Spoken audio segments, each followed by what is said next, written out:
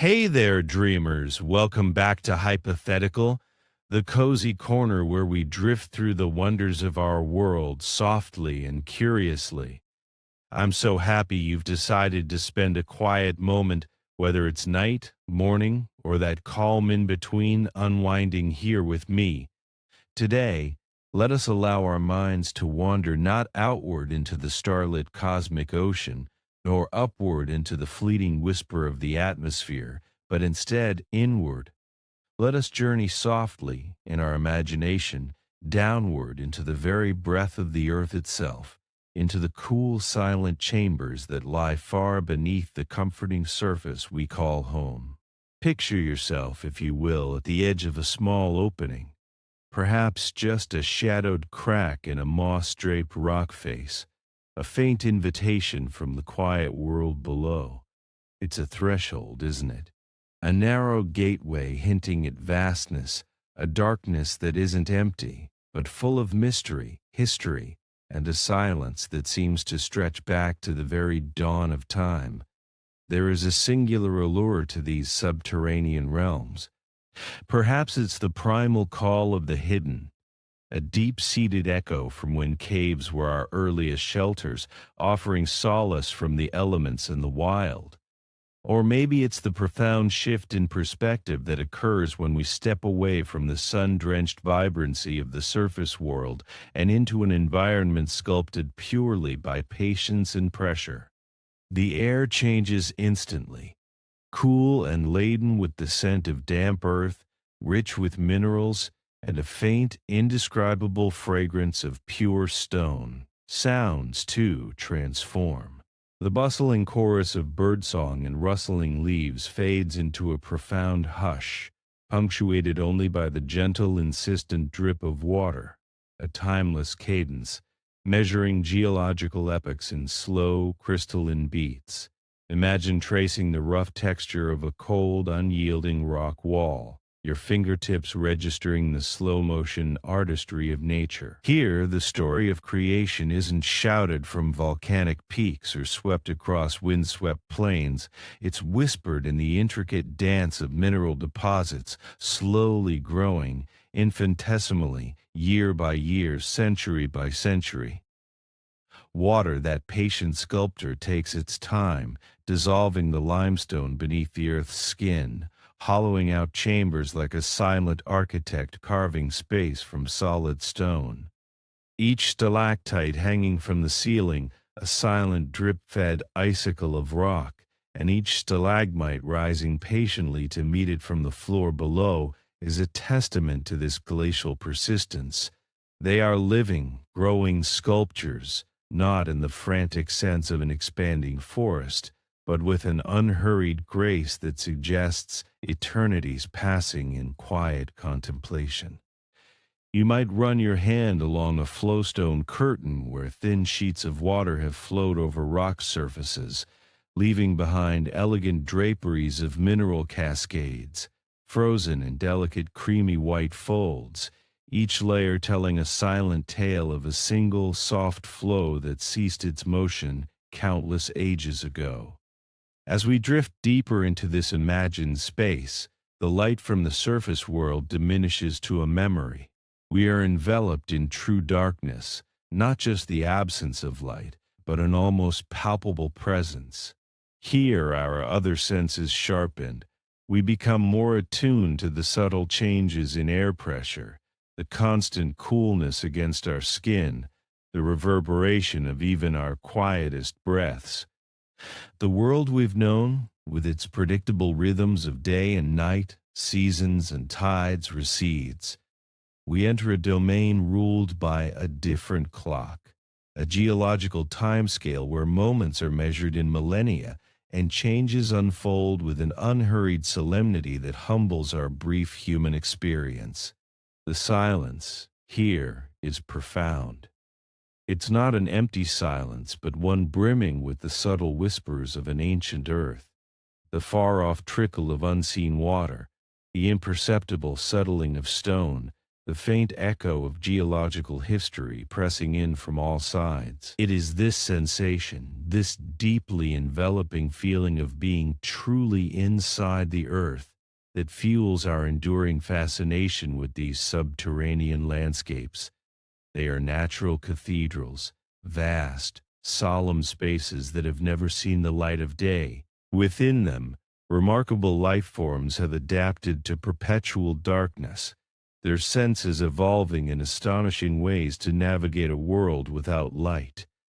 Tiny, sightless creatures, some pale and translucent, others bearing elaborate sensory antennae, have carved out existences in subterranean rivers and clinging to damp rock faces.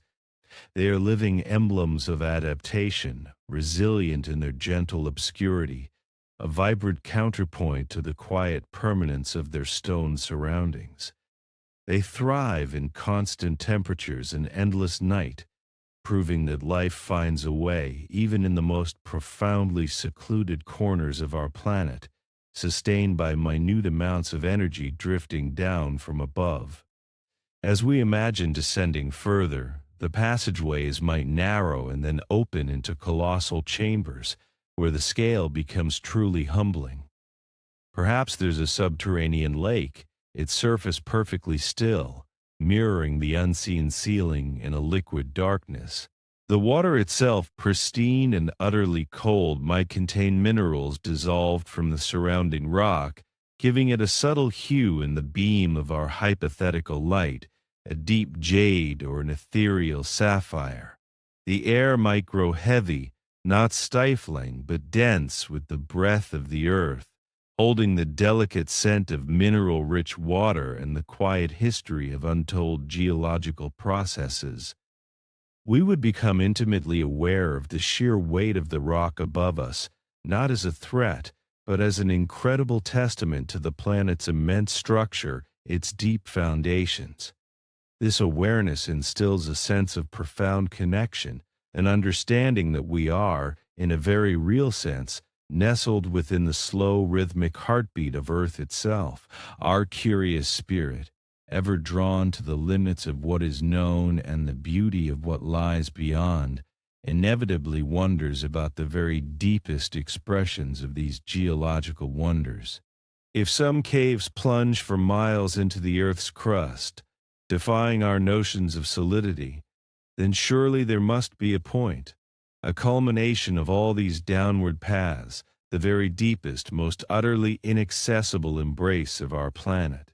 This hypothetical journey deep into the Earth's gentle embrace stirs a different kind of curiosity, one that speaks less of conquering and more of understanding, less of exploration and more of humble witness.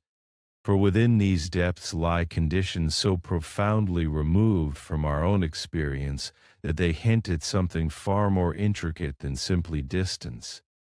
It prompts us to consider the quiet barriers, the gentle but undeniable thresholds that Earth itself places upon us, whispering limits not born of danger, but of its very essence. And so we arrive at a subtle question that beckons to the patient heart. Why, when our human ingenuity so often triumphs over apparent obstacles, does some of Earth's grandest, most profound secrets remain, by their very nature, perpetually beyond our reach? And so, as the surface world busies itself with its daily rhythms, there lies beneath us an inverse sky, a silent, sunless realm where gravity reigns supreme and time stretches beyond human comprehension. It is a world carved with patience, sculpted by the slow, unyielding hand of water over forgotten epochs. Our journey now takes us not outward, to distant stars, but inward, into the cool, dark heart of our very own planet, to truly understand the nature of the deepest known cavity in the Earth's crust, and why it guards its ultimate secrets so fiercely. To even begin to grasp the sheer unfathomable depth we speak of, we must first allow our minds to wander into the profound stillness of the underground. Imagine standing at the threshold of a cavern entrance, perhaps hidden behind a curtain of ancient ferns or tucked into a fissure on a weathered cliff face. The air here already feels different, cooler, carrying the faint, sweet scent of damp earth, of minerals, and of something wild and untamed. It's a breath drawn from another world, beckoning us into its serene, profound darkness. This entrance, whether grand or unassuming, is but the merest whisper of the vast, intricate network that could lie below, an invitation to a silence so complete it can almost hum in your ears. Deep within our world, beneath the very soil we walk upon, lies a hidden architecture that speaks to the planet's vast geological patience. These are the realms where rock, over countless millennia, has yielded to water's persistent touch, not with a sudden fracture, but through an intricate, almost tender dissolution.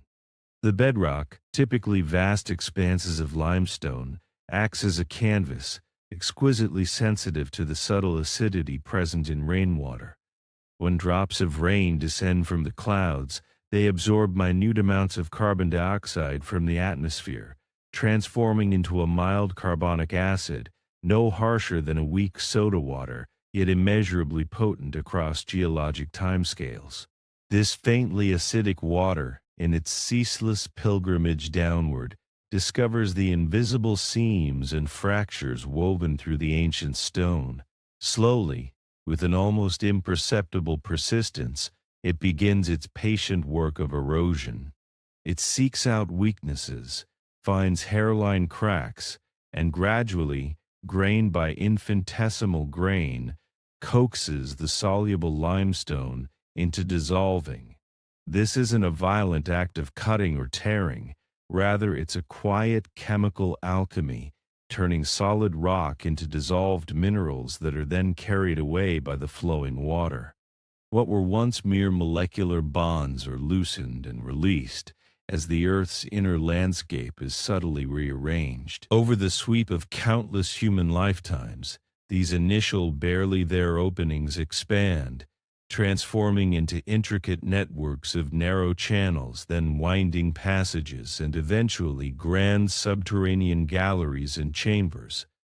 It is as if the earth itself is slowly breathing, carving out hollow spaces within its own dense fabric, an organic, continuous act of creation and reshaping. Each drop of water, each faint trickle contributes to this majestic, monumental sculpting until what was once solid stone now cradles immense voids, some so vast that our artificial lights would struggle to even kiss their distant walls. These profound hollows become a silent record of our planet's ceaseless geological narrative, a story written in stone and water across eons. But the story of a deep cave is not solely one of water's slow, erosive embrace. It is also a tale told by the mighty, invisible hands of our Earth's inner mechanics. Picture for a moment the tremendous, slow-motion ballet of tectonic plates, colossal segments of the Earth's crust that ceaselessly drift, collide, and slide past one another. When these titanic forces engage, they buckle and fold the Earth's surface, slowly coaxing up mountain ranges that become magnificent cathedrals of stone reaching skyward. This dramatic process of uplift is incredibly significant for cave formation. As these mountains ascend, the ancient layers of limestone, patiently hollowed by water over epochs, are carried higher, lifted to elevations where rainfall can now readily seep into them from above. Concurrently, this same geological dynamism creates crucial weaknesses, or fault lines, throughout the rock. These are like the natural, predestined pathways that the subtly acidic rainwater so readily discovers. The faults provide initial points of entry, guiding the water deeper and deeper into the planet's architecture, establishing the principal arteries and veins of what will eventually become an immense underground system. Over time, as the mountain ranges continue their slow, majestic rise, these underground rivers and streams tirelessly maintain their downward course, patiently cutting through the ascending rock. This enduring action results in a staggering vertical dimension to the cave system's deep, immense shafts and meandering pits known as rises and drops to those who explore them. The caves become not merely horizontal pathways, but profound, multi-layered mazes that plunge ever downward, following gravity's relentless tug, each drop tracing an older path. This majestic, silent narrative finds its pinnacle in a truly extraordinary place, a region of breathtaking natural grandeur where Earth's processes have conspired to create the world's most profound known chasm. Journey with me, in your mind's eye, to the Western Caucasus Mountains, nestled within the verdant, rugged lands of Abkhazia. Here, where ancient peaks touch the sky and dense forests cling to steep slopes, lies a landscape dominated by dramatic soaring cliffs and vast exposed plates of limestone. It is a region steeped in history, rich with natural beauty, and possessed of a particular resonant quiet that seems to invite introspection. This part of the world, with its extraordinary geological past and its exceptionally thick, pure limestone, is a veritable treasury of some of Earth's most awe-inspiring underground formations. Within this formidable mountainous expanse, concealed amongst the dense tapestry of vegetation and weathered stone, lies the cave we are contemplating. Krubera Voranya, a name whispered with both reverence and trepidation by those few who understand its true nature. Its formal name, Voronya Cave, meaning Crow's Cave in Russian, hints at the dark avian depths of its entrance, a poetic and fitting title for a place so profoundly deep. To speak of Krubera Voranya is not to describe a mere hole in the ground. It is to envision a grand, multidimensional labyrinth, a colossal cathedral sculpted by water over an immeasurable span of time, plunging into the planet's core far beyond anything else known to humanity. It stands as the ultimate expression of Earth's tireless underground sculpting, a truly monumental subterranean work of art that draws one's breath with its silent, immense presence. When first encountered many decades ago, the initial entries into what would eventually be revealed as Voronya Cave were far from obvious. They were often just inconspicuous openings, perhaps a slender crevice tucked into a rock face or a barely noticeable sinkhole, swallowed by thickets of thorny bushes and moss-draped boulders. These were the subtle invitations, seen only by the most discerning and patient eyes, into a world hidden from the sun's reach.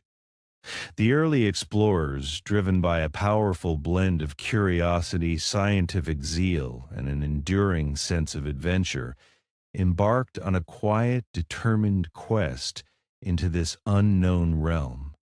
These weren't thrill-seekers.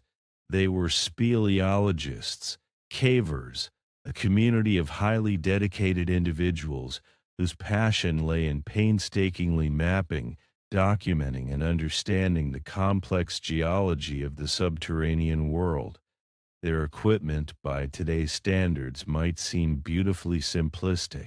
Stout, meticulously tied ropes, sturdy headlamps powered by early battery packs, and robust insulating suits designed to offer some protection against the pervasive chill and damp.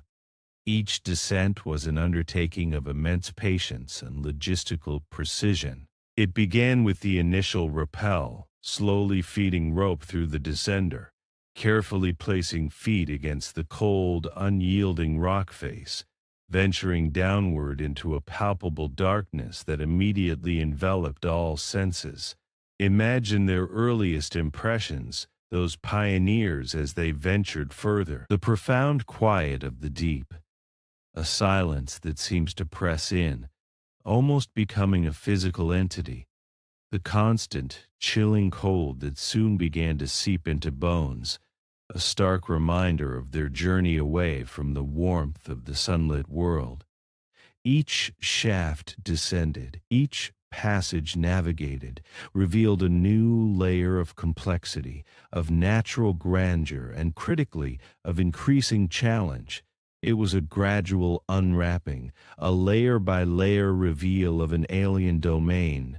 Water was everywhere, sometimes a gentle drip marking the passage of geologic time, often a rushing subterranean river, or, most challenging of all, deep, dark pools, perfectly still and impenetrably cold, hinting at flooded passages yet to be explored. Early depth records for deep caves across the world had been pushed incrementally over generations. A few hundred meters felt like a triumph. Then the magical kilometer mark was eventually breached, opening up new frontiers of psychological and physical endurance. But the explorers of Verona soon realized they were charting a different league entirely. They were descending into something unparalleled, a place that kept unfolding downwards, stubbornly resisting every attempt to touch its ultimate floor. Each new section of exploration wasn't just adding depth, it was intensifying the cumulative challenge in ways that tested the absolute limits of human endurance and ingenuity, beckoning them further into an abyss that simply refused to end. As one journeys deeper into the heart of our planet, the most immediate and profound shift is the utter absence of light. It's a darkness so absolute and profound it becomes its own presence, a velvet curtain that descends, swallowing everything. This is not simply the dim twilight of evening or the shadows of a cloudy day. It is a primal, unyielding void that utterly consumes the world beyond the narrow, trembling beam of a headlamp. Our human biology, evolved over millions of years under the generous warmth of a nurturing sun, is deeply attuned to light. Our internal rhythms, our moods, our very perception of reality are intertwined with its presence. To be immersed in such complete darkness is to undergo a fundamental reorientation of self. The small, focused circle of a headlamp carves out a fleeting, ephemeral world, defining the merest fragment of visible space. Within that intense solitary beam, textures and shapes momentarily materialize before fading back into the encompassing gloom, as if they had never truly existed. This sensory deprivation isn't just physically disorienting, it can profoundly affect the mind, forcing a reliance on other senses and a different kind of inner strength, where imagination and discipline wrestle with the omnipresent void.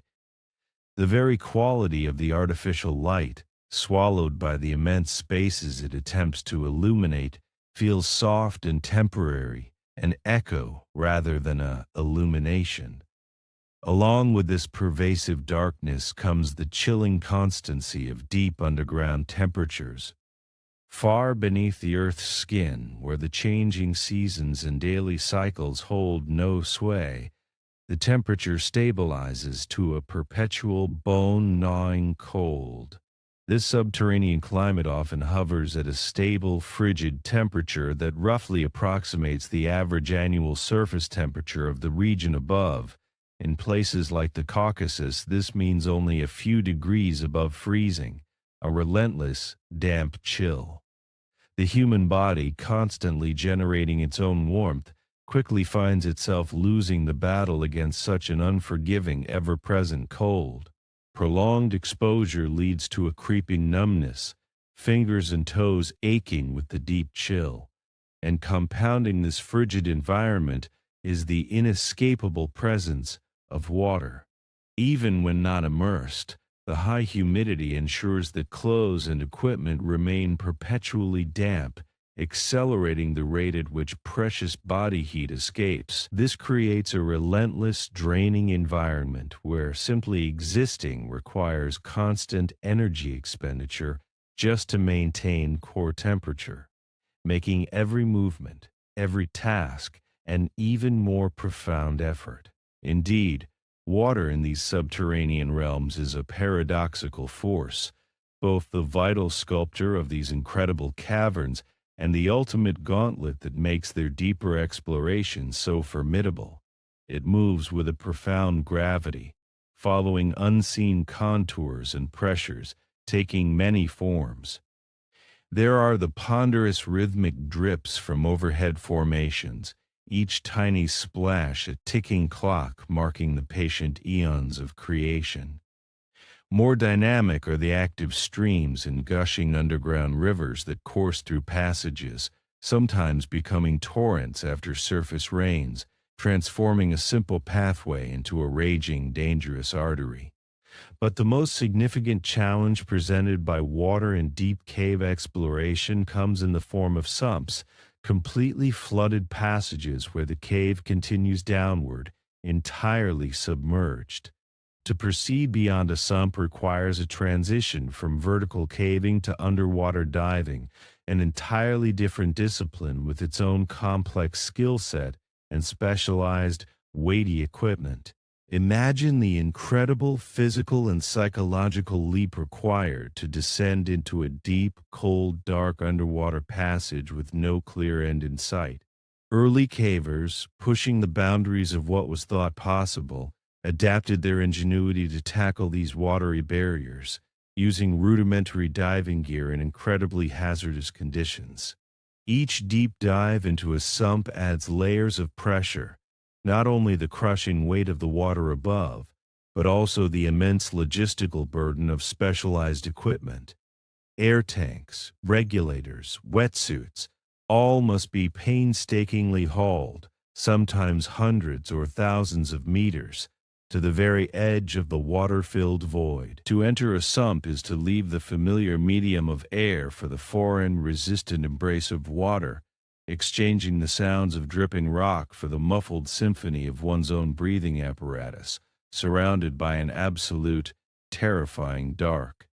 These sumps become not just physical obstacles, but true psychological thresholds where only the most courageous and highly skilled can dare to venture. Beyond the relentless elements, the very stone that forms the cave presents its own silent, immutable challenges. When one descends thousands of meters into the Earth's embrace, the sheer, unimaginable weight of miles of rock above presses down with a profound, almost biblical force. Each layer of strata, each towering column of solid geology, adds its unyielding mass, while the rock itself might seem impossibly stable, especially within the ancient, patient architecture of a deep cave. It is a stability under immense unseen stress. This monumental pressure, acting over geological time, can exploit minute fractures and weaknesses, leading to unexpected instabilities. Although relatively rare in well-formed passages, the risk of a rockfall, whether a cascade of small, sharp fragments or a sudden terrifying collapse of larger sections, is an ever-present, insidious threat.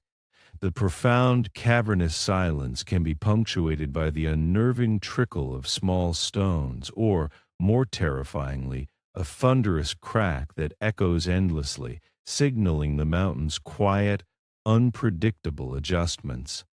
And within this vast, dark embrace, the geology presents another layer of unique difficulty, the contrast between truly colossal chambers and the incredibly narrow, tortuous passages known as squeezes or restrictive passages.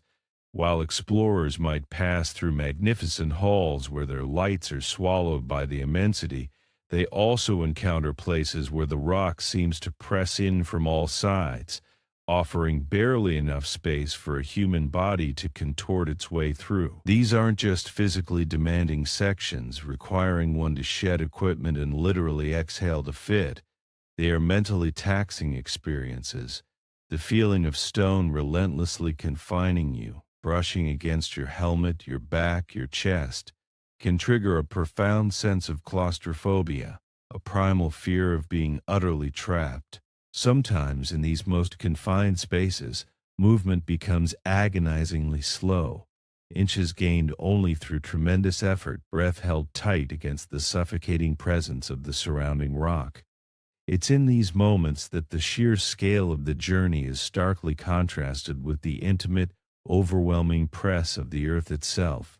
Navigating this subterranean labyrinth presents a logistical and intellectual puzzle of immense proportions. Without the guiding light of the sun or any familiar landmark, simply knowing where one is and where one is going becomes an art and a science unto itself. Mapping such a complex three-dimensional maze in absolute darkness is a meticulous, painstaking endeavor. It's not simply drawing lines on a paper, it's an intricate, iterative process. Cavers must deploy specialized tools, combining the steady accuracy of a compass to ascertain direction, with the precision of an inclinometer to measure vertical angles, and a robust tape measure to gauge distances between fixed points. Each measurement, each bearing, each subtle slope must be meticulously recorded in waterproof notebooks, a fragile tapestry of data that will, over time, construct a detailed, multi-layered understanding of the cave's architecture. This complexity compounds exponentially with depth, and the numerous branching passages transforming the underground journey into a continuous act of cartographic dedication. Without such diligent, rigorous survey data, future expeditions would be rendered impossible, lost in the intricate, sunless tangles of the deep. This immense, extended undertaking demands an equally staggering logistical effort for survival. Picture the long line of supply necessary for an expedition that could stretch for weeks, perhaps even months, deep within the earth. Every single piece of essential equipment, from climbing gear, specialized ropes, and battery packs for countless lamps, to essential first aid supplies, communication systems, and, crucially, every single morsel of food and drop of fresh water must be painstakingly carried down. This isn't a mere backpack trip. It is an organized, monumental effort to transport tonnage of material, carefully ferried over hundreds, sometimes thousands of meters, through passages that range from grand chambers to unforgivingly tight squeezes, through vertical shafts and over cold, fast-flowing rivers. To facilitate such journeys, an intricate network of underground camps must be established, serving as temporary havens in the frigid, dark expanse. These camps are essential waypoints where cavers can rest, regroup, cook modest meals, and escape the constant cold, often for several days at a time. This process creates an incredible daisy chain of human effort, relying on numerous support teams operating at different depths, bringing gear down and carefully carrying waste back up. A deep cave exploration is never a solo venture. It is an orchestrated, collective commitment, an extended residency in an environment that is utterly alien, hostile to life, and perpetually waiting to test the limits of human ingenuity and perseverance. And even with all of this painstaking preparation and the greatest of human effort, the deeper we descend into places like Krubera Varanya, the more formidable, the more insurmountable these challenges truly become. Imagine standing at the threshold of the known world, where the last breath of the sun-dappled surface air whispers farewell. It is a moment of profound transition, a soft sigh from the vibrant greens and blues above to the quiet, echoing monochromes below. You can almost smell it, can't you?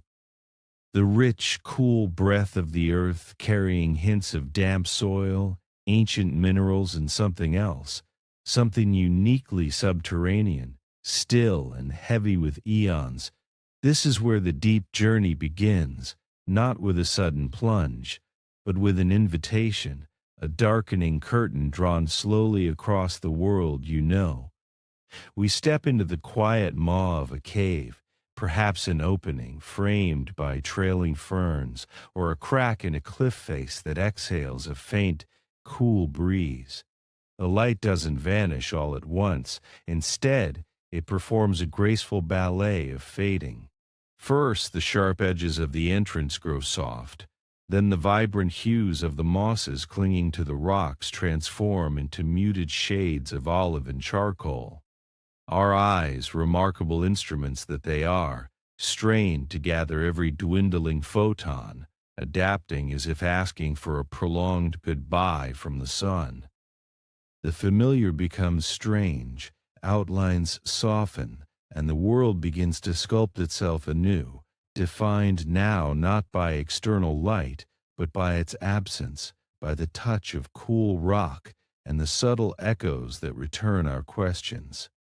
There is an initial sense of wonder, of venturing into a secret kept hidden from the busy world above.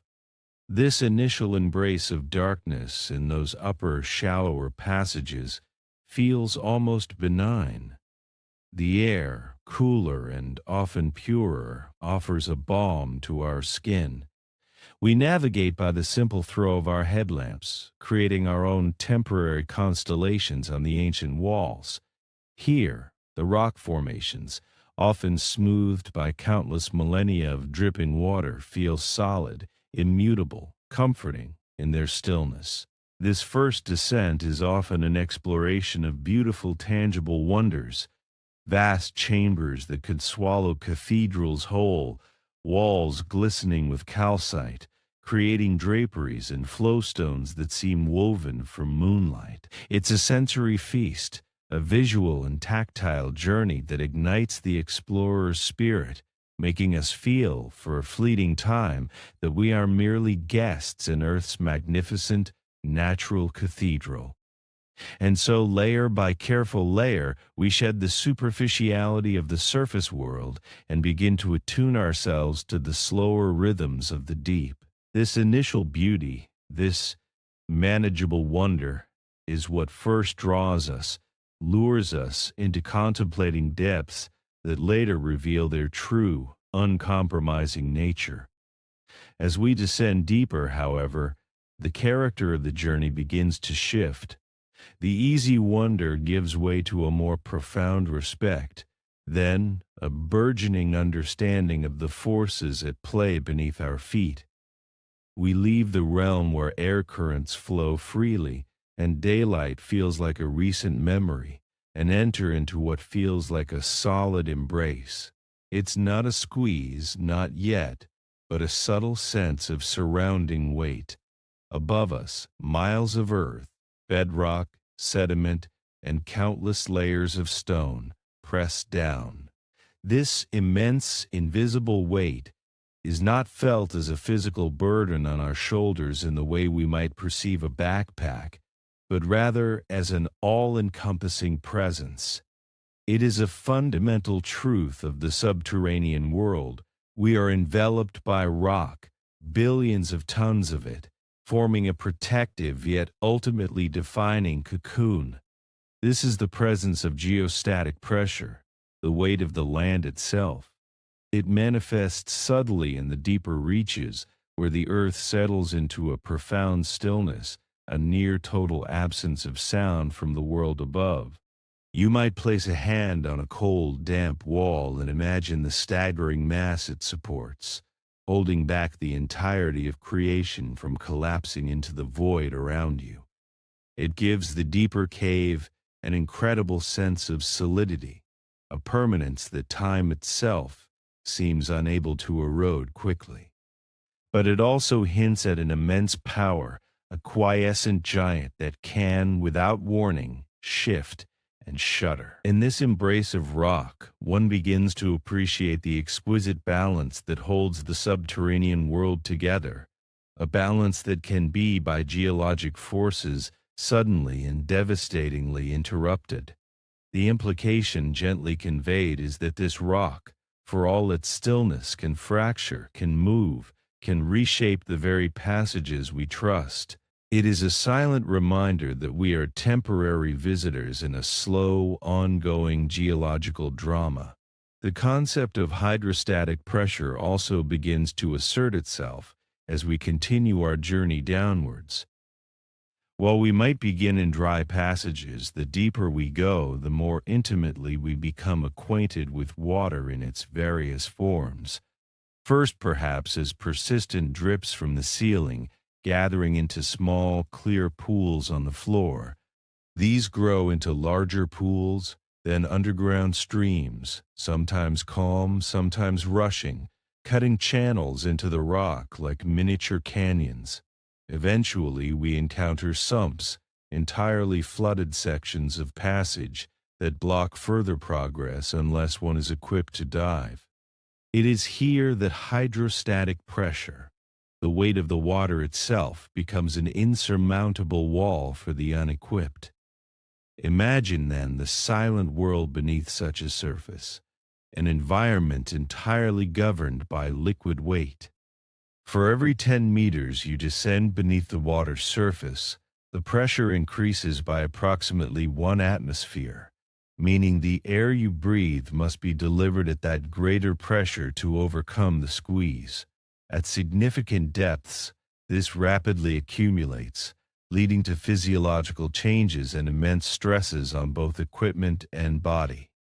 This dense, unyielding embrace of water becomes an entirely different kind of barrier, not just physically demanding, but requiring a whole new realm of expertise and specialized equipment, making it an entirely distinct journey within the journey. And so we learn, gently, that the Earth's deep embrace isn't merely cold rock, it's a dynamic environment shaped by both solid and liquid forces. These pressures, though often unseen, exert an omnipresent influence, shaping the passages, governing the flow of air and water, and ultimately dictating the limits of our own journey into the dark. We cannot simply walk through water at such depths. We must contend with its inherent weight and the way it profoundly affects our physiology. This understanding grows slowly, subtly, like a stalagmite forming drip by gentle drip, informing us that the deepest parts of this planet are not merely down, but different realms entirely, operating under different formidable laws. Leaving the pressures for a moment, let us now consider the air that surrounds us, that essential, invisible ocean we breathe. As we embark on this contemplative journey deeper into the earth, we transition from the relative atmospheric stability of the upper passages to a realm where the very composition of the air becomes a delicate, sometimes perilous. It's not a sudden shock, but a gradual unfolding of atmospheric truths. Imagine a plume of fine dust, illuminated by your headlamp beam, drifting lazily upwards or downwards through a narrow crevice. This subtle movement reveals the unseen currents, the gentle breath of the cave itself.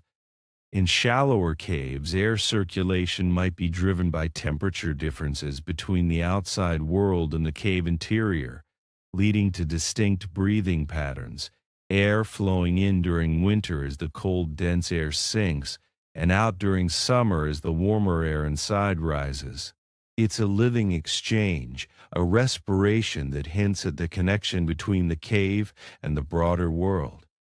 But as we venture further, especially into constricted passages or enormous, sealed-off chambers, this breathing grows faint, sometimes stopping altogether. The air becomes heavier, denser, more still. The most crucial components for us are oxygen and carbon dioxide, the fundamental elements of terrestrial breath. On the surface, our atmosphere maintains a fairly consistent oxygen level of about 21%, a vital proportion that sustains nearly all complex life. But in the deep, undisturbed pockets of a cave, this delicate balance can be profoundly disrupted. Carbon dioxide, often released from the slow decomposition of organic matter that might have been washed down from the surface or even emanating from deep geological processes, is heavier than air. It tends to settle in low-lying sumps and deep, enclosed passages. Picture a bowl slowly filling with an invisible gas, displacing the lighter, breathable air above it. One might walk into such an area without warning, experiencing not a dramatic choking, but a gradual lethargy, a dull ache in the head, an unsettling shortness of breath. It's a silent assailant, insidious because it steals away our life force without sound or fury.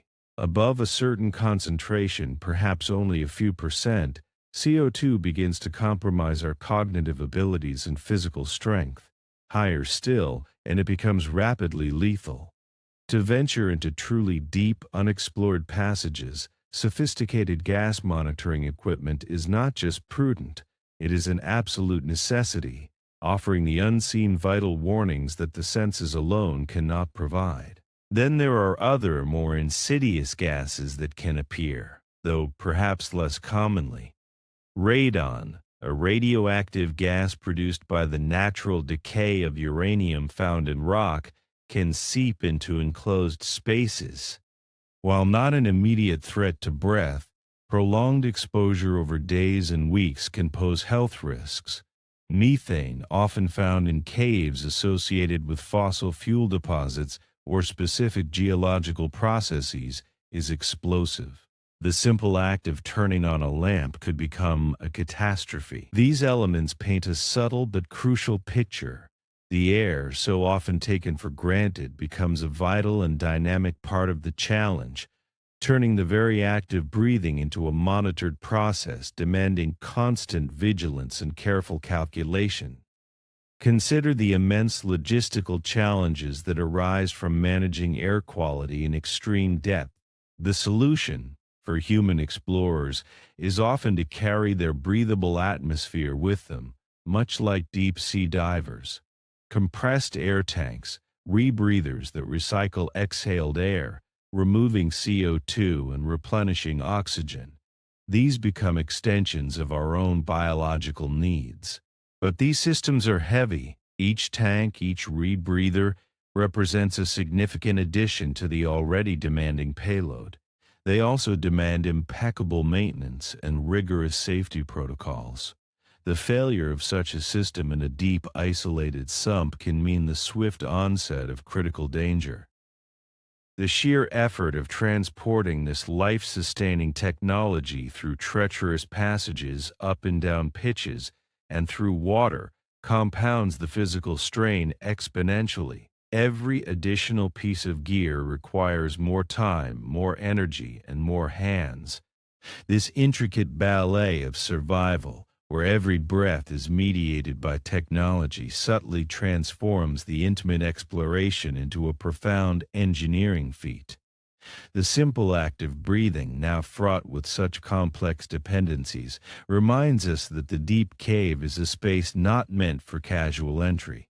It is a hostile environment demanding meticulous preparation and profound respect.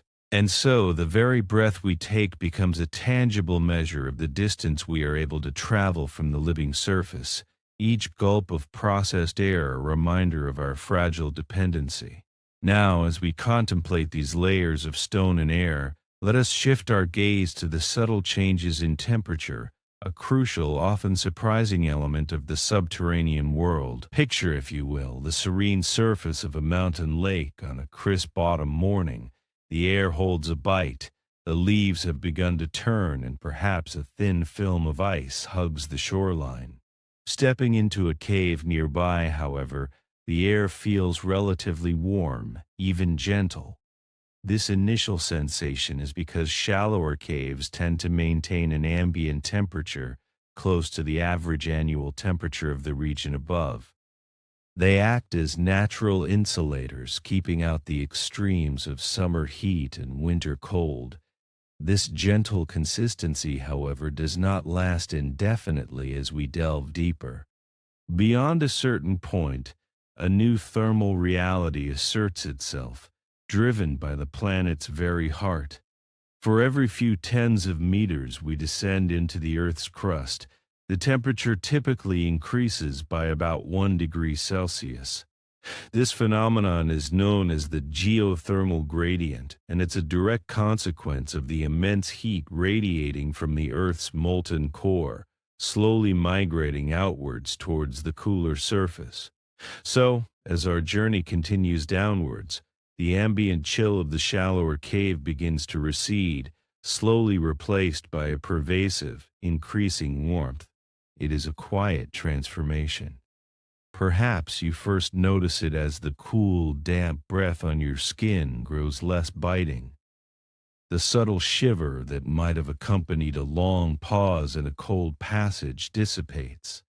The moisture on the rock walls, instead of feeling icy, now feels merely wet, perhaps even lukewarm to the touch. Eventually, in truly profound depths, the air can become noticeably humid and warm, heavy almost, carrying a different quality than the brisk cold above. Think of entering a steamy greenhouse, the kind where exotic orchids thrive in a perpetual tropical atmosphere, but without the benefit of natural light. This heat is not comforting or restorative in the way sunlight is. It is persistent, enveloping, and ultimately profoundly draining for human exertion. At truly immense depths, this warmth can turn formidable. There are parts of the Earth's crust where active geothermal processes, the movement of molten rock, the heating of subterranean water, bring extreme temperatures much closer to the surface, creating volcanic caves or areas permeated by superheated steam. Imagine encountering streams of truly hot water, bubbling up from fissures, or finding pools that radiate significant warmth, creating a misty, otherworldly atmosphere within the deep rock.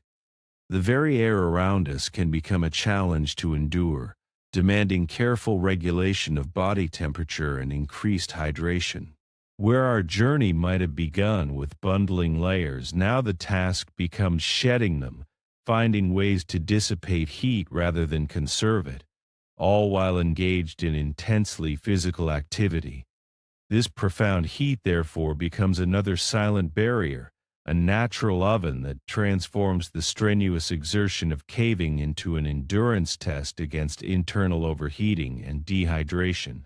The slow, relentless rise in temperature whispers a tale of depths unreachable not just by plummeting, but by an insidious internal thermal struggle, which brings us naturally to the constant, pervasive presence of water. In almost every deep cave, water is the primary sculptor, the endless architect, and often the ultimate barrier. From the single crystalline drip falling from a stalactite that took centuries to form, to rushing subterranean rivers, water's journey mirrors our own descent, but on a grander, slower, more inexorable scale.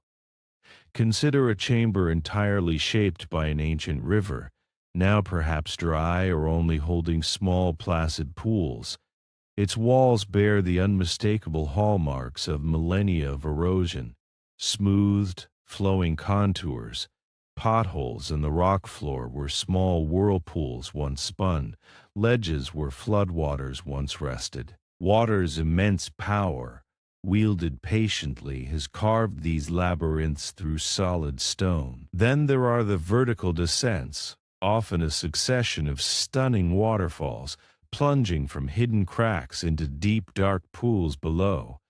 The roar and mist of these underground cascades can be exhilarating in moderate depths, a symphony echoing off ancient walls. But in the deep, they represent obstacles of a formidable kind, icy, unpredictable, powerful. As we progress further and deeper, particularly in a karstic system where limestone dominates, water finds myriad ways to interact with the rock. It dissolves, it erodes, it seeps, it flows. Underground lakes can stretch for hundreds of meters, their surfaces perfectly still, black as obsidian, reflecting the limited beam of a headlamp back into itself, giving no hint of their true depth. These water bodies, unexposed to sunlight, remain profoundly cold, typically a constant few degrees above freezing, irrespective of the air temperature in deeper, warmer sections of the cave. And it is in these frigid, submerged passages, known as sumps or siphons, that water asserts its most absolute dominion, creating an almost impassable boundary for most explorers. To continue beyond a deep sump requires specialized diving equipment, but not merely standard scuba gear. This is an environment unlike any open water dive. Here, the water is utterly black, often silt-filled, and the ceiling is literally rock. There is no possibility of an upward escape if problems arise. Every return path is as fraught with peril as the forward journey. The challenges are manifold. Frigid temperatures lead to hypothermia if insulation fails. The sheer duration of deep decompression dives requires complex gas mixtures beyond simple air, helium-based gases to mitigate nitrogen narcosis and reduce density.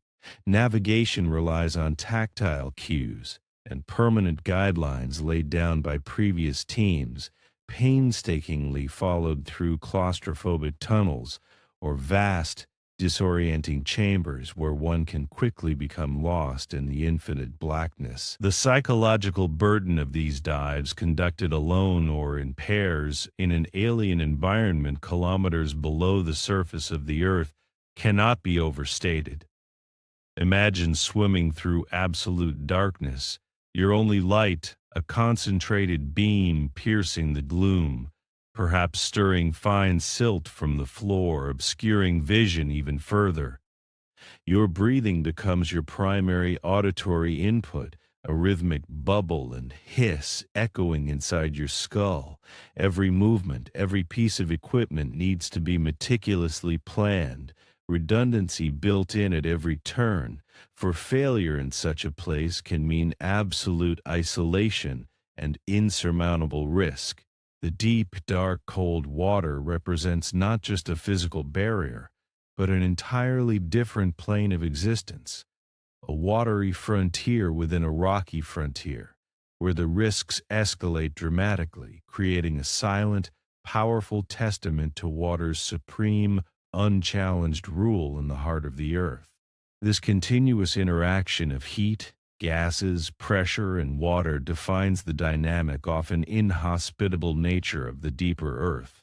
It is a place of profound beauty, but one that demands unparalleled respect and readiness for the myriad challenges that unfold, not in grand declarations, but in subtle, insistent ways, like the slow accumulation of a geological age.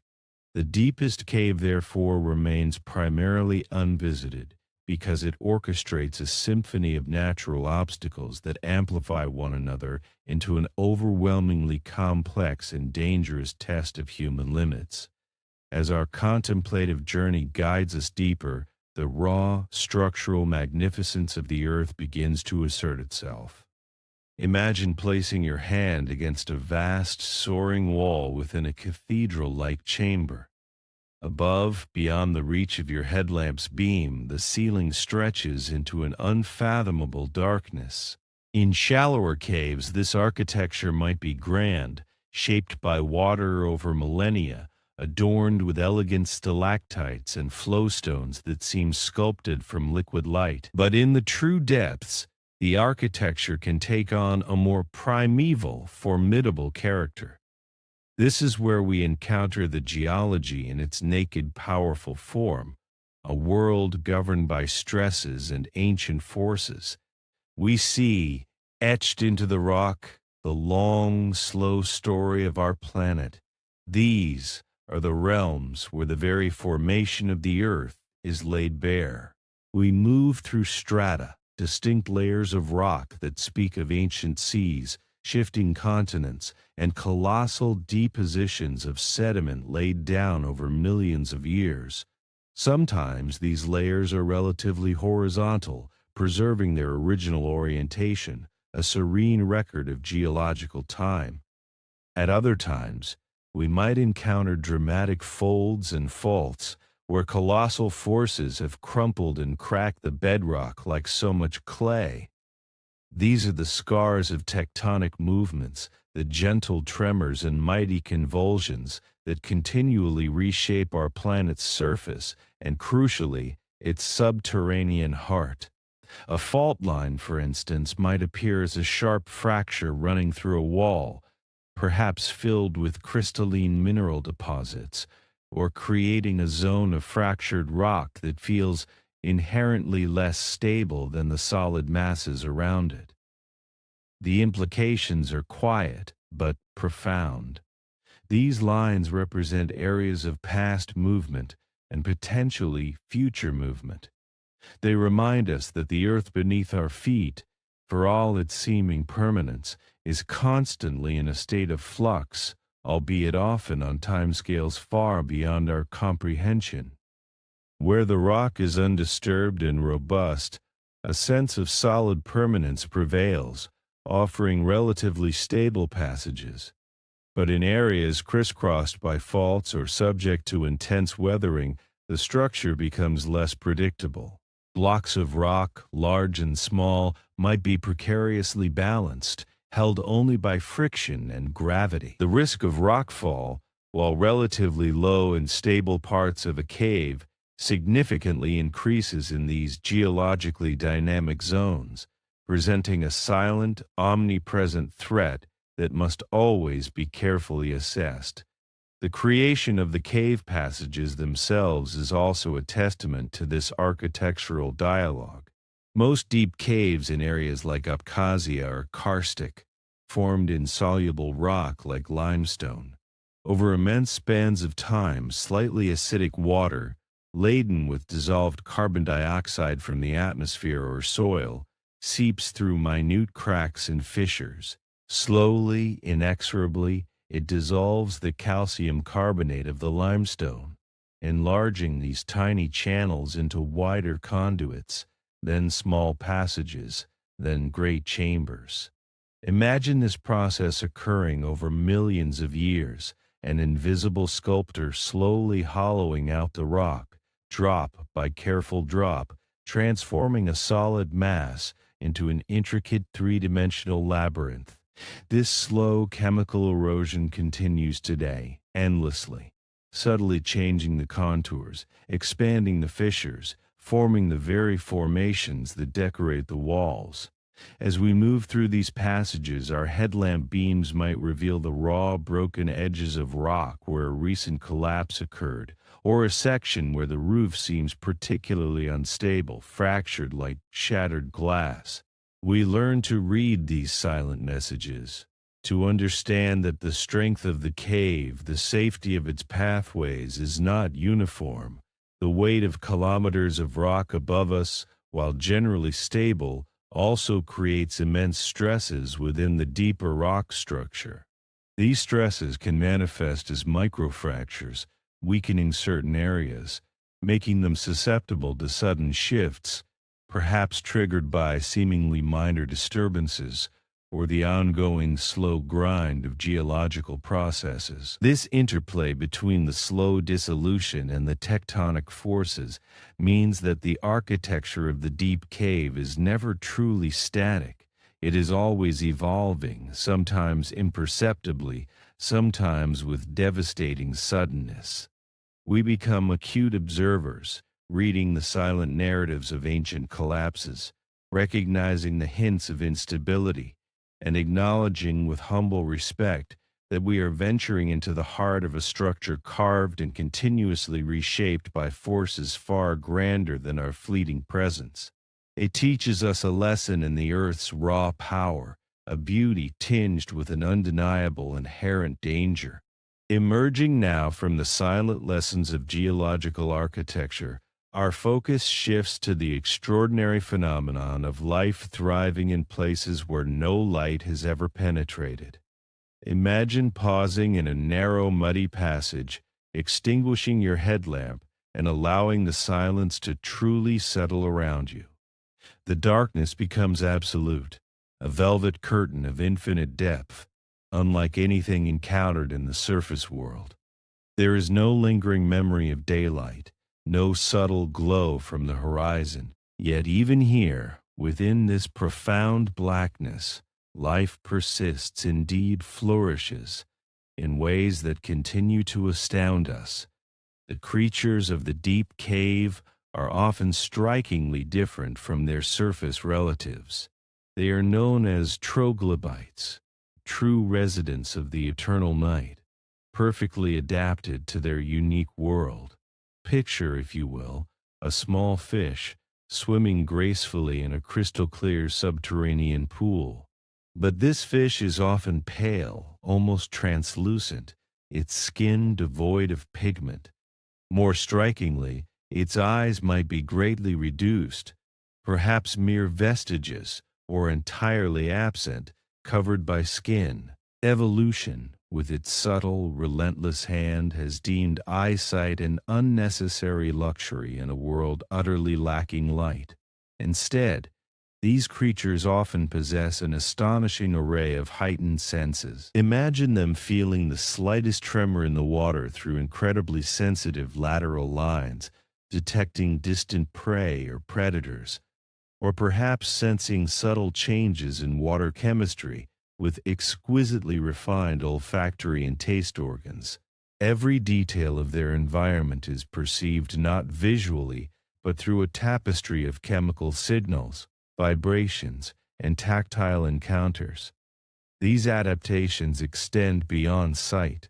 Many cave invertebrates, small crustaceans, beetles, and arachnids, often exhibit elongated appendages, antennae that probe the air for vibrations and chemical cues, slender legs that meticulously navigate their dark terrain.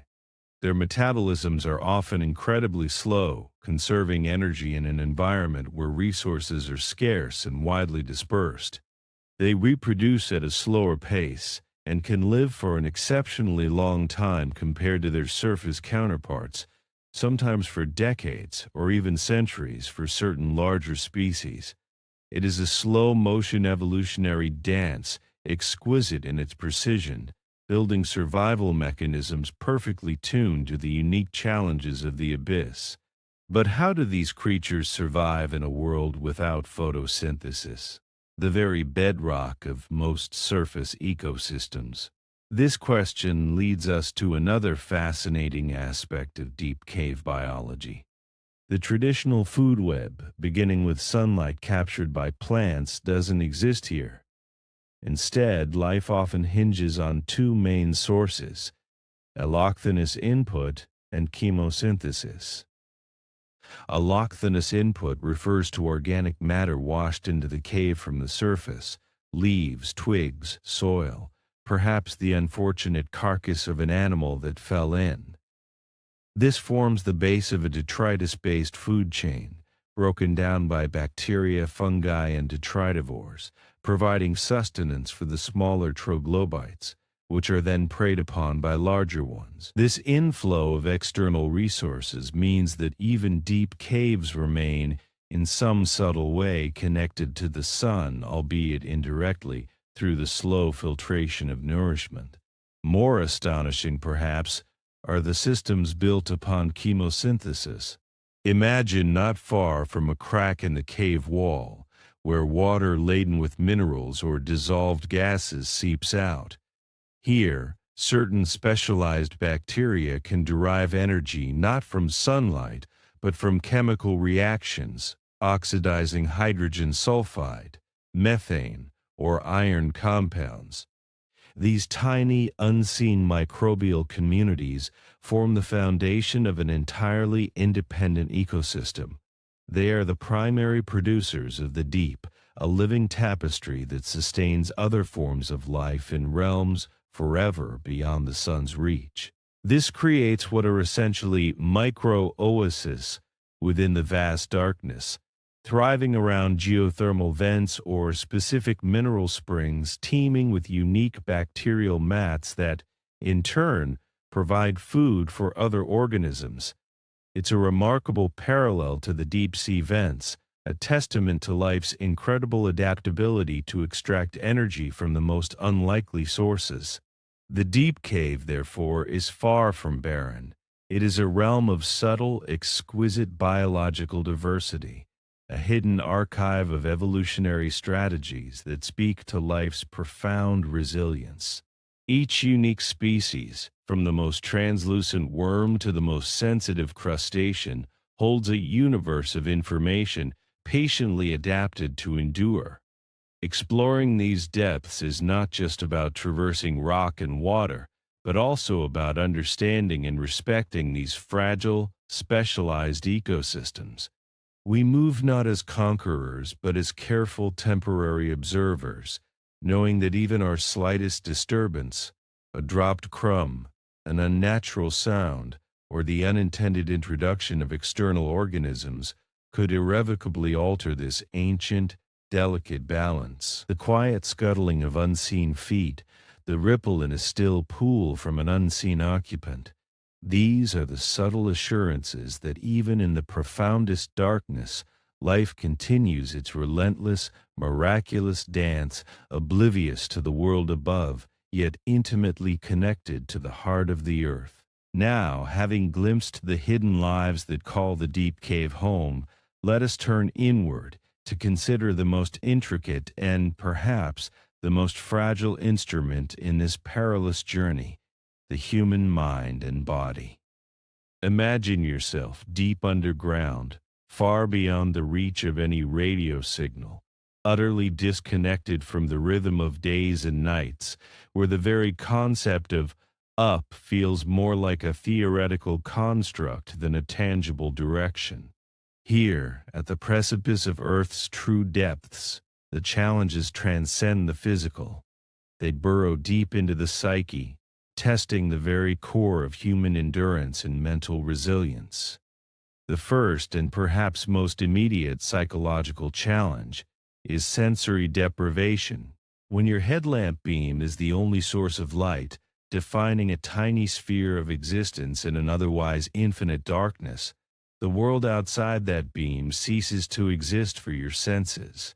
The constant hum of human civilization, the gentle whisper of wind, the shifting colors of a natural landscape, all are absent. What remains is a profound silence, often punctuated only by the drip of water, your own breath, and the beat of your own heart, sometimes amplifying those sounds into disproportionate importance. This silence, initially serene, can, over extended periods, become unsettling. The mind, accustomed to a rich tapestry of sensory input, begins to crave stimulation, sometimes conjuring images or sounds from the fringes of perception. It can lead to disorientation, a blurring of the line between reality and subjective experience, especially over days and weeks. The loss of a natural sense of time, without sunlight or moonrise to mark the passage of hours, further exacerbates this, sometimes causing sleep cycles to unravel and internal clocks to falter. The deep cave becomes a crucible for the mind, testing its ability to remain grounded and focused in an environment utterly alien to our evolutionary history. Then there is claustrophobia, a familiar fear that takes on an entirely new dimension in a truly constricted passage. Imagine squeezing through a tunnel so tight that the rock presses against your chest and back simultaneously, the helmet scraping on the ceiling, with literally inches to spare on either side.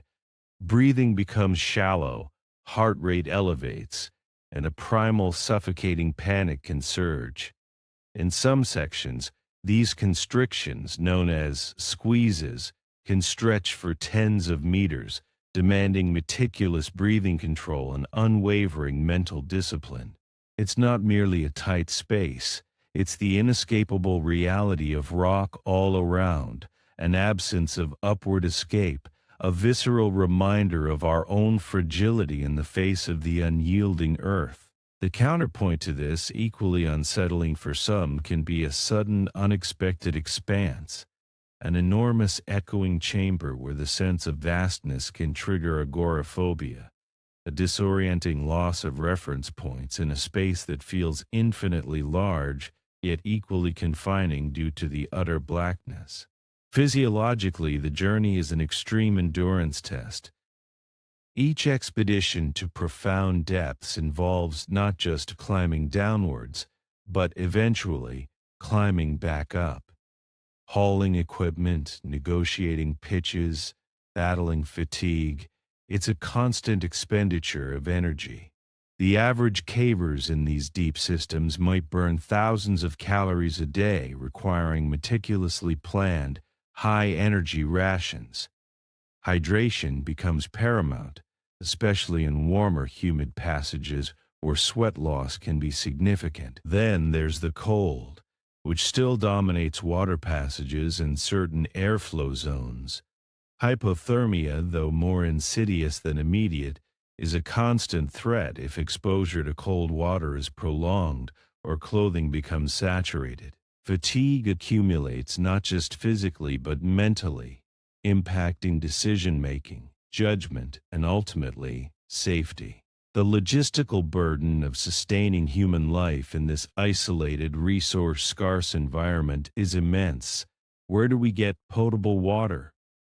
How do we manage human waste responsibly to protect the pristine cave ecosystem? How do we rest, cook, and navigate medical emergencies in an environment designed by nature to reject our presence? The logistics become an immense exercise in resource management and anticipation of worst-case scenarios. Supply dumps must be established at strategic points, often at the cost of immense effort by the initial teams. Communication becomes complex and unreliable.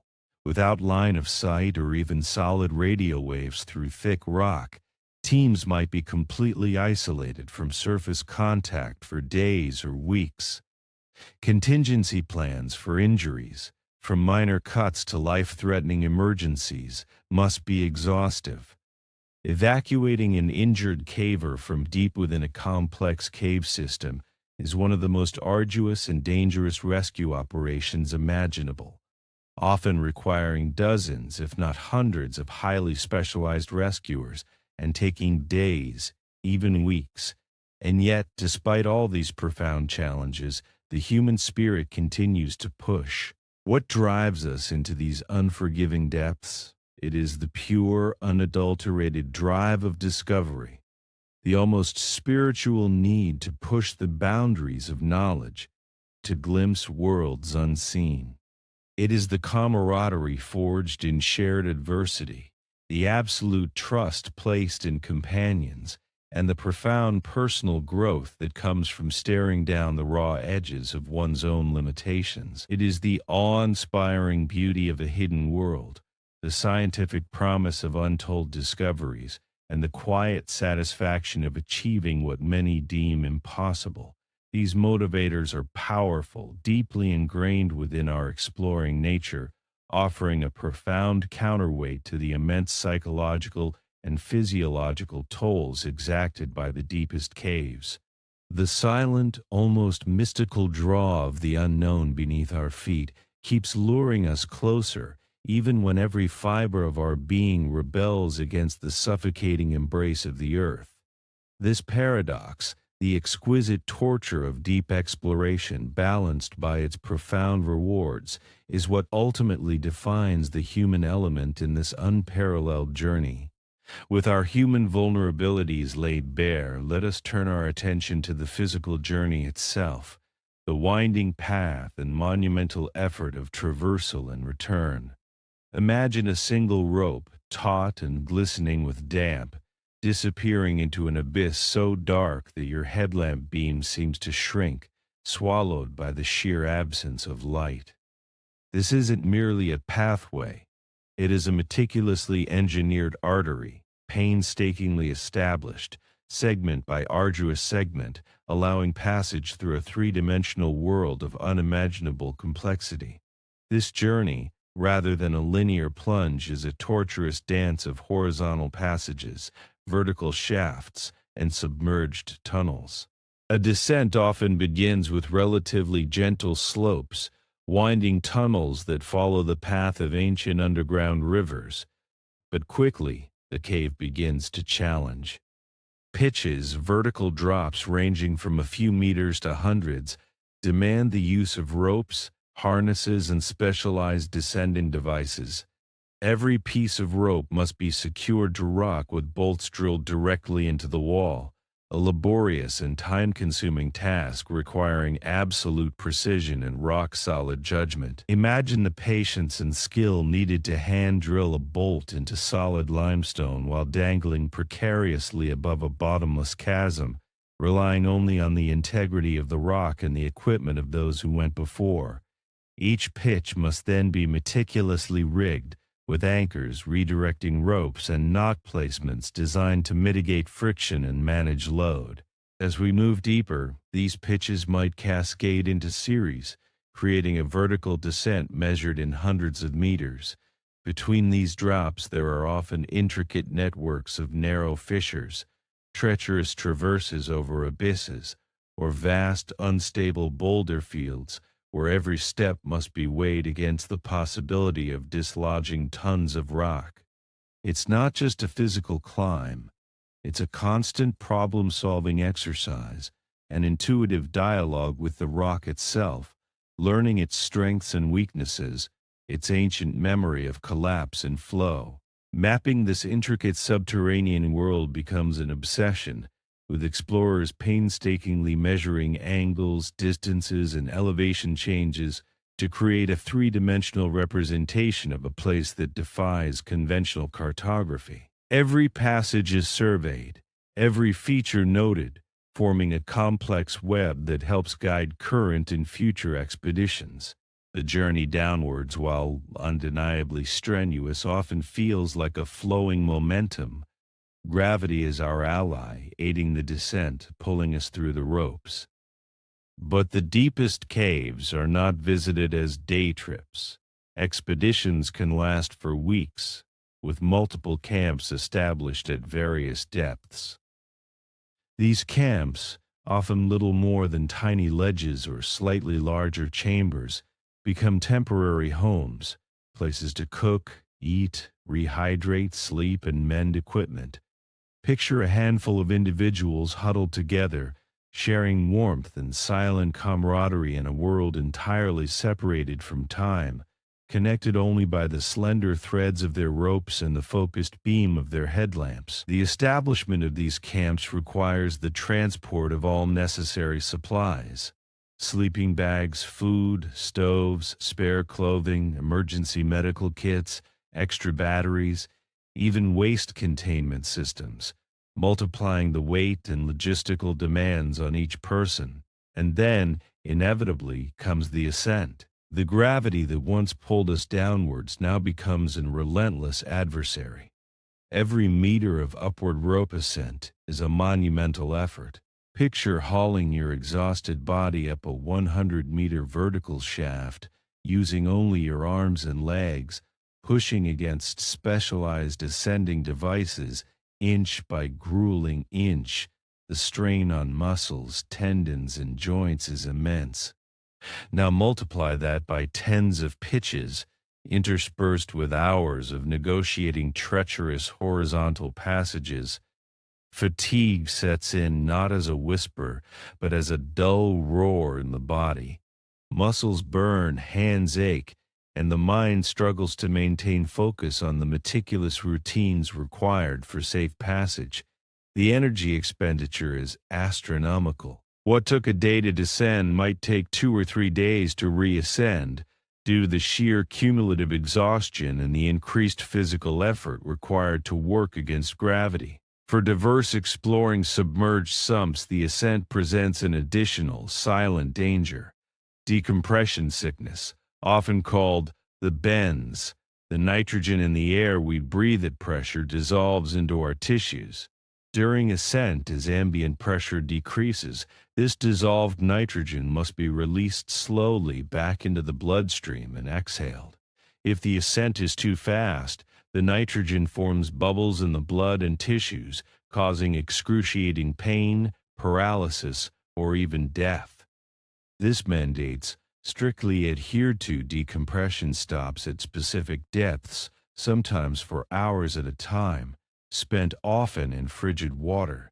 Slowly, painstakingly, releasing the accumulated gases from the body. These decompression obligations are an unyielding barrier of time and patience, stretching already prolonged submersions to extreme lengths, pushing divers to the absolute limits of their physical and mental endurance. The deepest caves on Earth, therefore, are not simply geological formations. They are ultimate obstacle courses, labyrinthine gauntlets that test the very limits of human physical and mental fortitude. Every bolt, every rope, every meter of traversed rock represents an immense investment of human ingenuity, daring, and painstaking effort.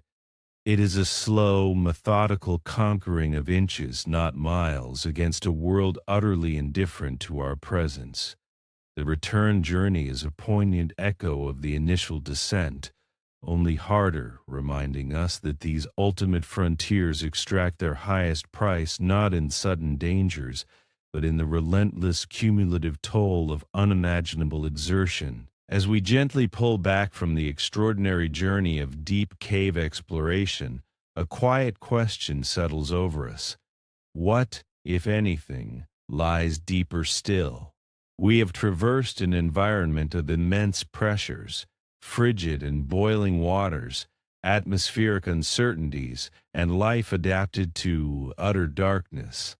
We've pushed the human body and mind to their outermost limits, but the true bottom of the Earth's deepest caverns, a place reached perhaps only by instruments or hypothetical robotic probes, still remains a frontier of informed imagination. What would we expect to find at impossible depths, say 5, 6, or even 10 kilometers beneath the surface?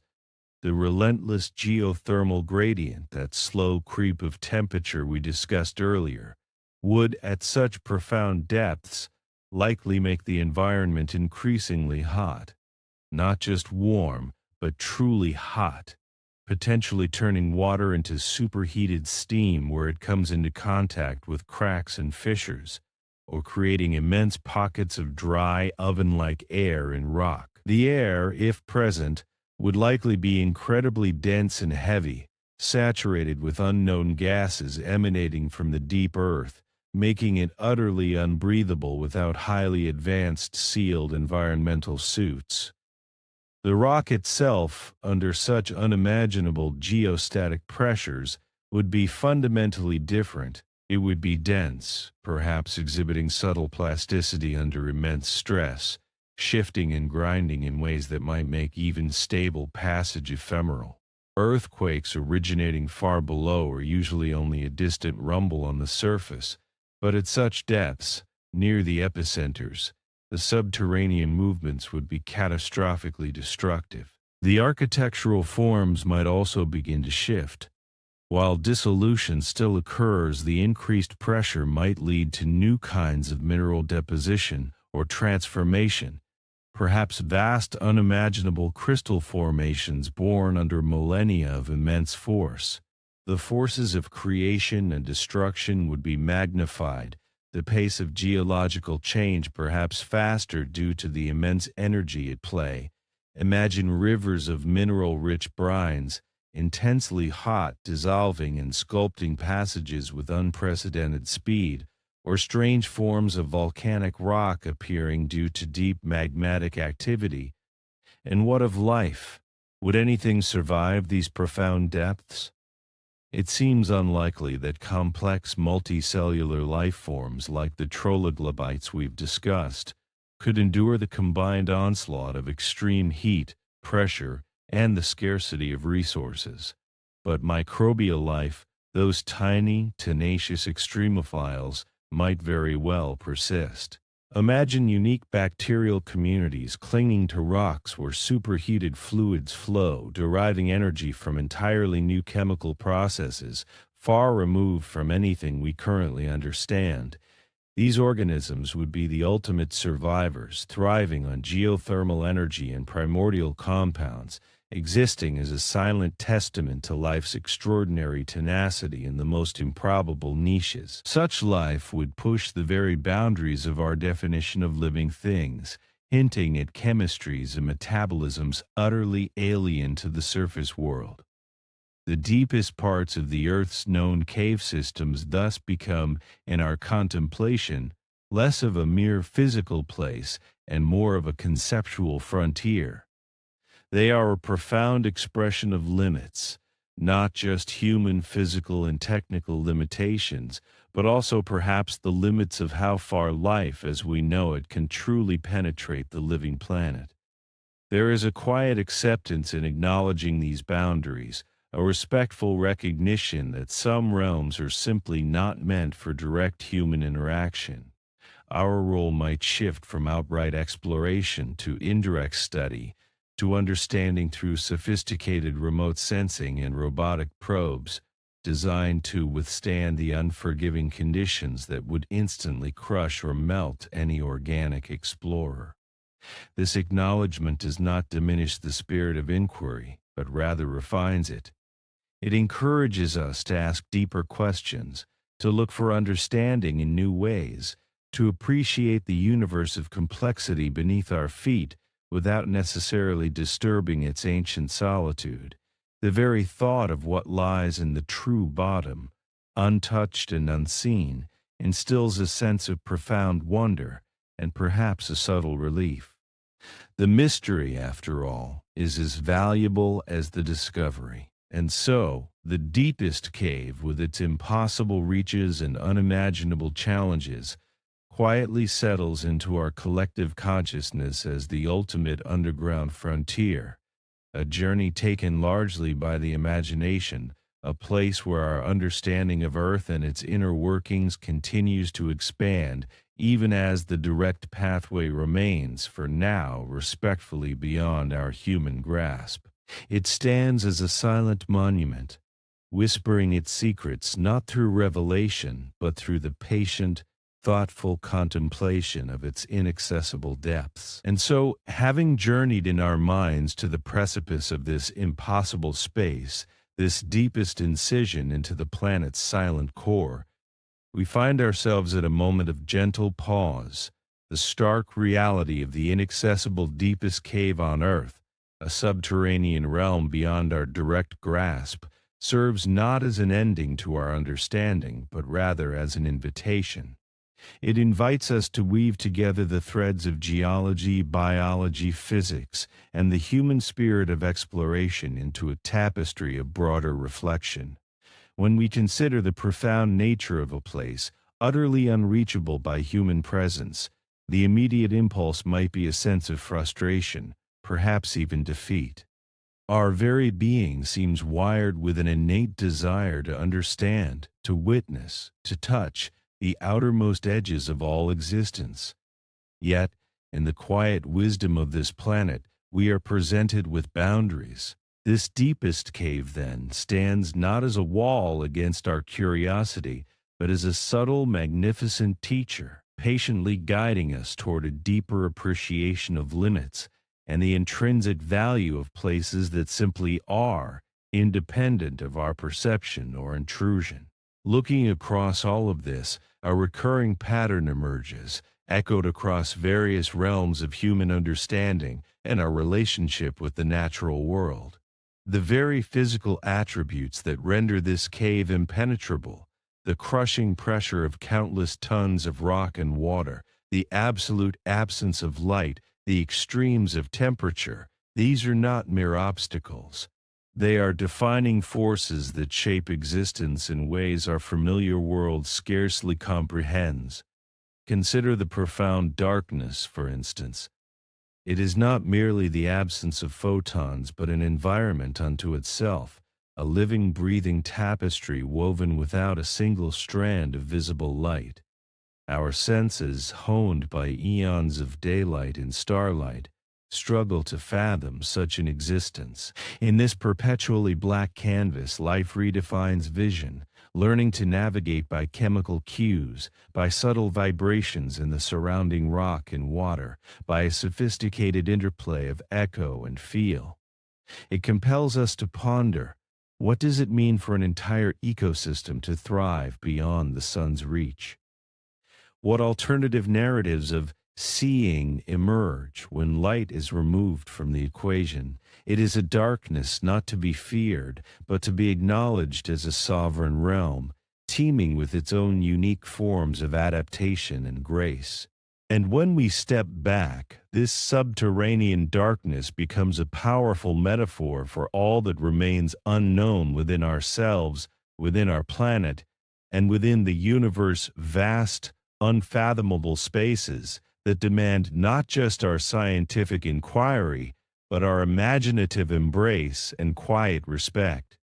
This notion of limits also resonates with our burgeoning understanding of the cosmic ocean above and the abyssal depths below our own liquid spheres. Whether gazing at the distant gleam of an exoplanet or the bioluminescent ballet in the ocean's trench, we are perpetually drawn to realms just beyond our immediate reach. The deep cave, in this way, is not an anomaly, but part of a continuum of such extreme environments. It stands as an internal counterpart to the vastness of interstellar space, a truly alien landscape lying beneath our very feet. The pressures are different, the medium is different, but the fundamental challenge and the deep awe it inspires feel remarkably similar. In the quiet spaces between these moments of understanding, we begin to feel the interconnectedness of exploration itself, a universal human yearning to comprehend the boundaries of existence, whether they be upward, downward, or outward. The sheer, relentless pressure within the deepest recesses of the Earth's crust holds another profound lesson. This is not simply a physical force. It is the silent, pervasive weight of the world itself, compressed over millennia. Imagine the sheer volume of material above, the slow tectonic embrace of rock and earth, sculpting and sustaining these abyssal galleries. It's a pressure so immense it can contort rock like pliable clay over geological time, a force that dictates the very phase and behavior of water, transforming it into something dense and utterly foreign to our surface experience. This pressure acts as both a gatekeeper and a creator, forging these spaces with an exquisite, violent artistry. It underscores the immense foundational forces that are constantly at play beneath our tranquil surface world, reminding us of the planet's dynamic and living nature, forever moving, forever transforming. And yet, within this relentless defining pressure, life persists. The adaptations of troglobites, those remarkable cave-dwelling creatures, are a testament to the sheer tenacity of existence. They have not simply survived, but have thrived, crafting intricate life cycles without a single ray of sun. They remind us that the fabric of life is far more resilient and inventive than we often assume, finding footholds in niches that seem utterly hostile to our own carbon-based existence. This subtle truth encourages us to consider where else life might reside, in what other inconceivable conditions it might whisper into being, reshaping itself to harmonize with even the most forbidding environments. In this way, the seemingly barren depths reveal a vibrancy of life that mirrors our own world's diversity, only cast in shadow, shaped by entirely different rules, relying not on solar energy but on subtle chemical processes, often called chemosynthesis, a secret energy dance in the deepest gloom. Which brings us back to the element that ultimately defines the unreachability of this cave: water, the very elixir of life on our sunlit world. Here becomes the ultimate barrier. It is a presence that carved these magnificent chambers, relentlessly eroding, patiently shaping over eons, only to then fill and seal them off, claiming them back for itself. The deep cave becomes an immense submerged vessel, an internal ocean held captive within rock, profoundly illustrating water's dual nature as both sustainer and impenetrable shield. Its sheer density at these extreme depths, combined with its constant ingress, ensures that only beings designed for aqueous environments, or the most robust submersibles yet to be conceived, could ever hope to truly witness these ultimate profundities. It is water, ancient and ever-present, acting as the Earth's soft, yielding breath that shapes its hardest places and ultimately holds us at a distance. In a sense, the deepest cave, with its unique set of challenges and wonders, serves as a poignant reminder of our relative youth and impermanence against the backdrop of deep time. The formations, the subterranean rivers, the slow seep of minerals all speak of millions upon millions of years. The delicate dance of stalagmites and stalactites, sculpted molecule by molecule, represents epochs beyond our grasp. These are the ancient archives of our planet, carved by processes that began long before human consciousness ever emerged. Our momentary presence on the surface of this sphere pales in comparison to the patience with which these subterranean cathedrals have been constructed and maintained. It fosters a certain humility, inviting us to acknowledge the vast scales of existence that precede and will inevitably succeed us.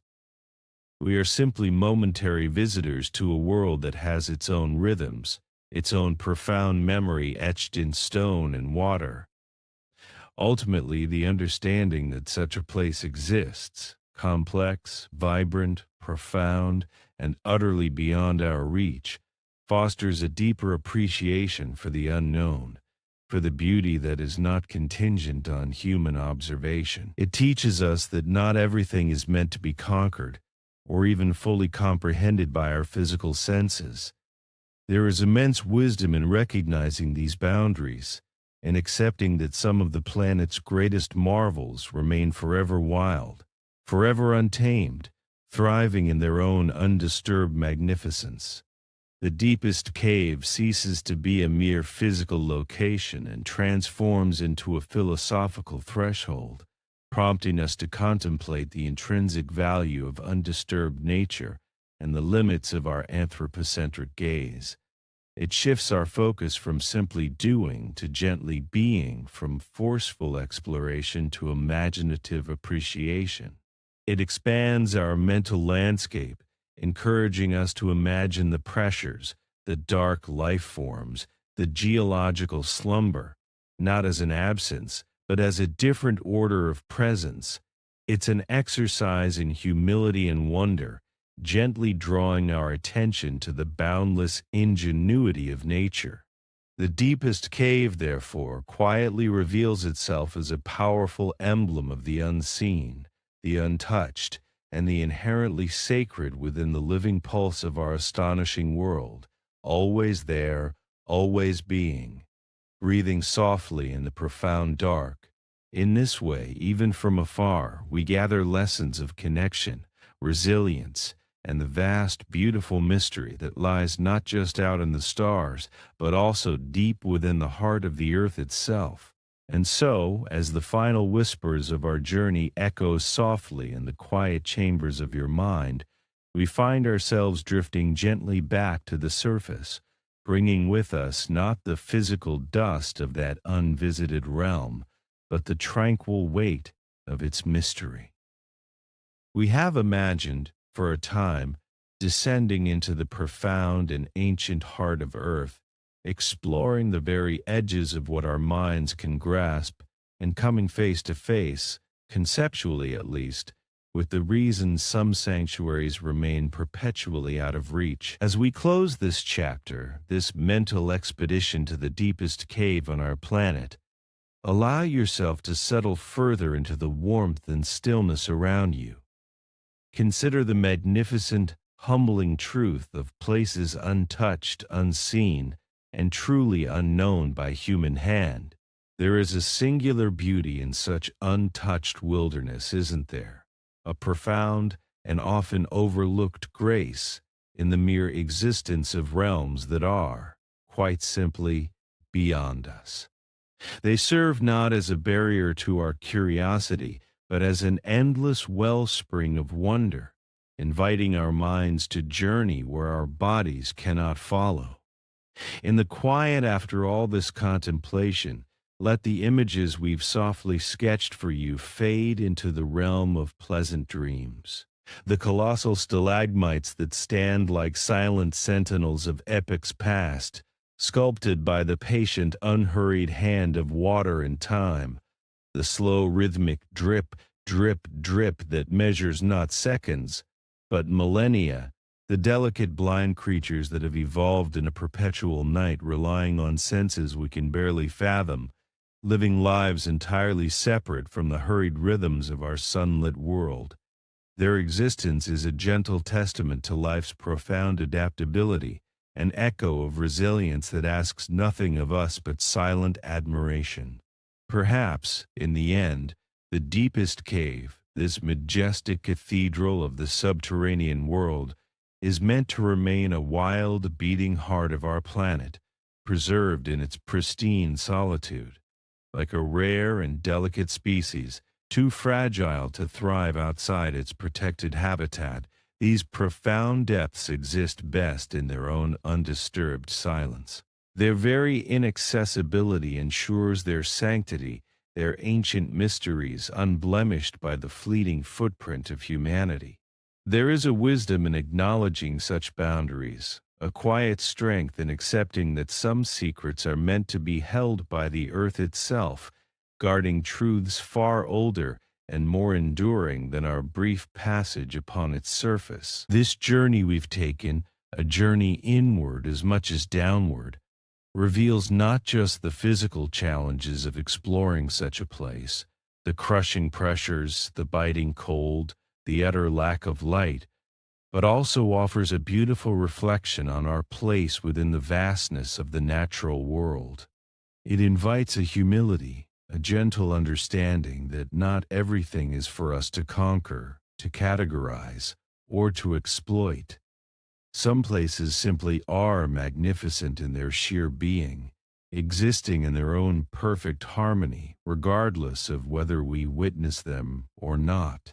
And perhaps, in the deep quiet of this understanding, lies a powerful sense of contentment, the realization that even when we are far from the grand vistas of the mountains or the shimmering expanse of the ocean, beneath our very feet, the earth breathes and lives, creating realms of staggering beauty and complexity that demand no audience. This quiet, persistent activity of the planet, hidden from our view, is a soothing thought.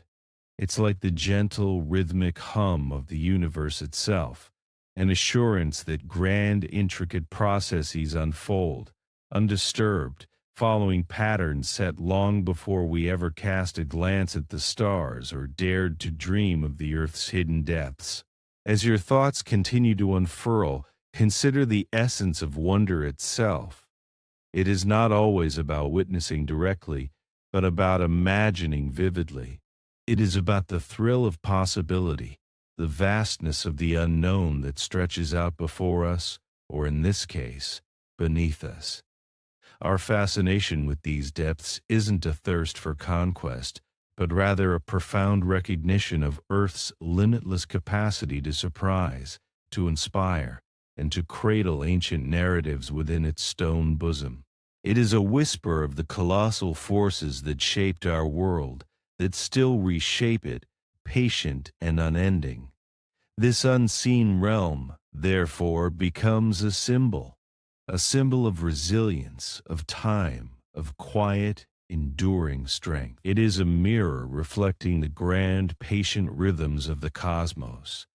Just as we look up at the seemingly boundless night sky and find solace in its vastness, so too can we find a peculiar peace in contemplating the boundless, untouched depths beneath our feet. Both directions offer a profound sense of scale, a gentle reminder that our daily concerns, though important, are part of a much grander, slower, and infinitely beautiful unfolding.